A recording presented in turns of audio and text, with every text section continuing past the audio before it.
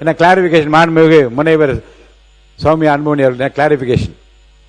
மாண்புமிகு பேரவைத் தலைவர் அவர்களே, கன்னி பேச்சு என்ற வார்த்தைக்கு பதில் அறிமுக உரை இல்ல முதல் உரை என்ற வார்த்தையை பிரயோகப்படுத்தினால் நன்றாக இருக்கும் என்று வேண்டி கேட்டுக்கொள்கிறேன். நன்றி, வணக்கம்.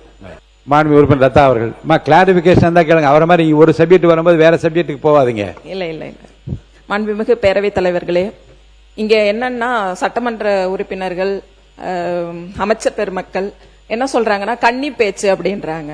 அத வந்து இல்ல இல்ல அது வந்து ஒரு ஆணாதிக்கத்தினுடைய சிந்தனையை வந்து வெளிப்படுத்தக்கூடிய ஒரு விதமாக இருக்குது அப்படிங்கறத நான் பதிவு பண்றேன். அந்த கன்னி பேச்சுன்றத வந்து அவை குறிப்பில இருந்து வந்து நீக்கணும் அப்படிங்கறதையும் நான் கேட்கிறேன். இப்ப என்ன பண்ணலாம் என்பதை பற்றி இப்ப பள்ளிக்கல்வித்துறை அமைச்சர் அதை பற்றி நல்ல விளக்கம் சொல்லுவார் என்று கருது. பேரவைத் தலைவர் அவர்களே, ஏற்கனவே கடந்த சட்டமன்றத்தில் முன்னாள் சட்டமன்ற உறுப்பினர் மதிப்புக்குரிய சகோதரி வானதி அம்மா இதே போல ஒரு விஷயத்தை சுட்டி காமிச்சாங்க. எல்லாருக்கும் நினைவு இருக்கும். அப்போது அன்று இருந்த பேரவைத் தலைவர் கூட அதை வந்து கன்சிடர் பண்றதா சொன்னாங்க. இது வந்து ஒரு நல்ல ஆலோசனை தான் சௌமியா அம்மா சொன்னது.